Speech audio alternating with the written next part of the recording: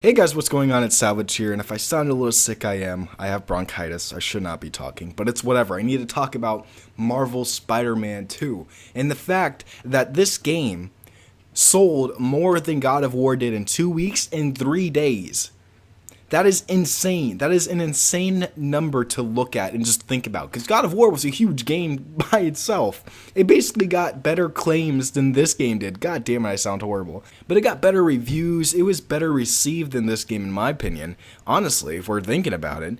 But this game made more money in 3 days than that did in 2 weeks? That's insane. And this is a brand new IP for at least Insomniac and at least for the PlayStation 4. But if we're being honest, it seems like they're pulling, and I don't want to compare to Arkham, but listen, it seems like they're pulling an Arkham City here. They've been teasing so many storylines. If I really want to break it down real quick, we got, spoiler alert, maybe I should put that beforehand. Spoiler alert. We have the storyline with Harry and Norman with Venom, alright? We got that down. We can bring back Doc Ock into Sinister Six if we really needed to, because that would be a cool storyline to have back as well. If you absolutely had to, you can just have Miles have a big part in the story as well as Spider-Man, or at least a different version of Spider-Man, while Peter Parker's off doing something else.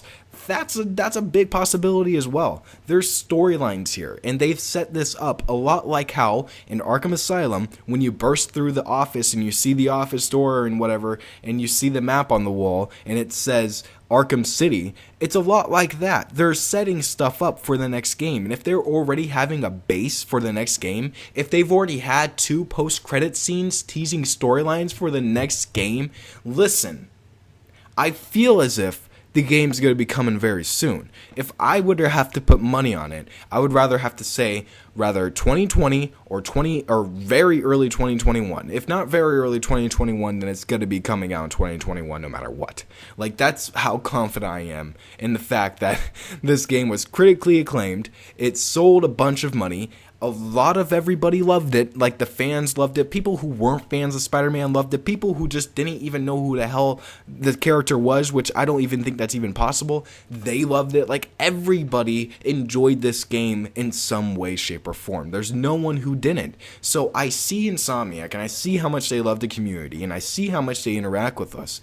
And I'm like, why wouldn't they just make a sequel automatically? If they already have the storylines built, if they already have the base and the foundation for their story, and they already have the character models and the voice actors, and you already have the city, and all you need to do is expand upon that city, it seems to me like it wouldn't be too difficult. Sure, it would be very tasking, and it would be incredibly time consuming for Insomniac, but I feel like they can pull it off in a reasonable time and give us a very good product, exactly how Rocksteady made Arkham Asylum and then transferred over to Arkham City 2 years later. A lot of people forget that. A lot of people forget that it only took them 2 years to make one of the games that is literally known for a masterpiece. People look at Arkham City and they're like, that is the definitive Batman game. And that is true. And it only took Rocksteady 2 years because they had a base for what they wanted to do next. A lot like Insomniac is doing right now. I sound so sick, god damn it. And again, they can bring in new villains that we haven't seen. They can evolve characters that we already have seen in this gaming universe. Norman Osborn can become Goblin or Green Goblin. I feel like he would become Goblin in this game, honestly. It feels like they would try to do that, especially with what they're doing with Harry right now, which is, I guess, turning him into Venom by using, of course, spiders and the medicine that they've been giving him and something else. You know, they're turning him into Venom. And then we have Miles becoming Spider-Man. We have Aunt May dying. We still haven't really seen how that affected Peter fully. I feel like we need to see a little bit more. I want to see what Peter's emotions are besides just crying right there. I want to see him fight the people that were responsible for that, which was, of course, the people that spreaded the virus. But overall, there's so much that they can do. I believe in Insomniac. I feel like they listen to us. They want to listen to us. And as much as I want them to make a Daredevil game, please make that like your next trilogy if you're going to make Spider-Man trilogy. If they're going to make this, this trilogy, if they're just going to focus on Spider-Man, that would be amazing. And I think that they found what they're incredibly perfect at, which is making a Spider-Man game. They did an incredible job with the first one, and everybody saw it. Everybody saw their passion. And now everybody wants a second one.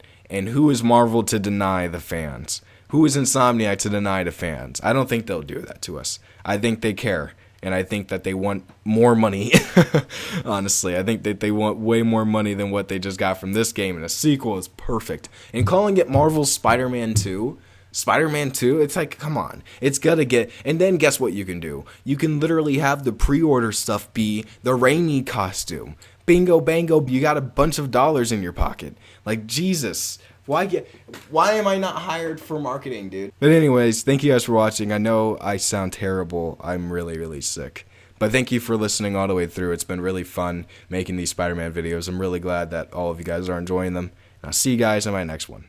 Peace out.